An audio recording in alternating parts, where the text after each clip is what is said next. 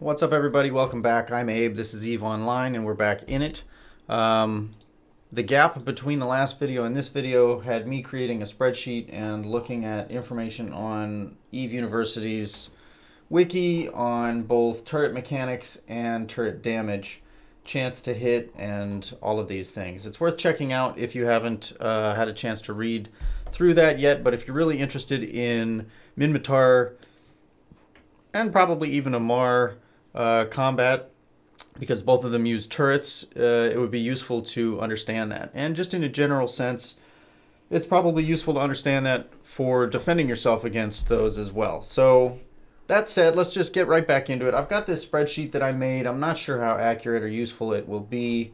I can show it to you maybe in a different video, but right now it's hard to know because they keep changing and updating the game with such regularity. It's hard to know how useful information is or how up to date it is when you find it. So I've got my spreadsheet. I'll share that with you at some point. Right now, they want us to just go kill something and die. So I'm going to do just that. I'm going to take the rifter they suggest to us. Let me go into the hangar here. We'll open this up and we'll insure our rifter for this. All right, it is insured. And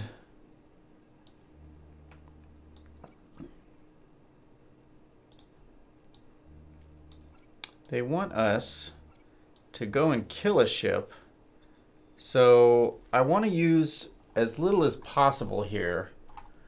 So let's see. We want to get into the rifter. Here we are. And equip it with enough to kill something. I don't think it'll take much. Let's use this as an opportunity to use and lose our civilian Gatling autocannons. So we're going to move into, from here on out, we're going to move into using real guns on our ships. And yeah, that's what we're doing. So we've got it insured, we've got guns on the ship, and we're ready to go. So we talked about speed tanking. We talked about tracking speed a little bit. These are things to consider. There's ammo types. One of the benefits of Minmatar is the different ammunition that you can use and the fact that you can tailor the damage type that you're dealing to the enemy that you're facing. That's both good and bad, because it's good in that you get to pick and choose. It's bad if you get surprised by somebody who is very much resistant to the damage that you're outfitted for, and you will have very little opportunity to do much to them. The good, though, is that you can really tailor yourself to each situation. So if you are in Amarr space and you're killing Amarian ships, you're going to know kind of what's what and what to prepare yourself for. Warp drive active. I don't know. I like the Rifter. It's a good-looking ship. Like I said, I've got a soft spot for it. When I started, my brother-in-law got me into the game, and he suggested, and this was like 10 years ago, he suggested that I play Minmatar and fly this ship. So I did just that, and now I'm partial. So, all right. We are going to orbit. Let's group these. And all right, we need to get in range here. 59, 58. All right. We're trying to orbit at 2,800 meters. Here, let's get a little closer, and then we can worry about orbiting. There we go. We're doing better and more damage. And there we go. And so this is what I was talking about in managing your managing the range and being actively involved in the fight. So this is, I'm going to set it to 1,500 meters instead of what it's set at right now, because I want to tighten the circle. And let's see, just to check my spreadsheet here. So I want to keep my angular velocity below 0.16 if this is to be believed, to maximize the hit percentage for this set of guns here. And that seems to be the case. Now you notice that they're still able to hit me, but they are also, if we look at them, it's a mercenary fighter, but I wanted to, it looks like they're using missiles. Yep. And missiles are not impacted by speed tanking like that. So get in there. It looks like I'm being... Yeah, so then they send a whole bunch of cruisers after you, which, if you ask me, is not particularly fair.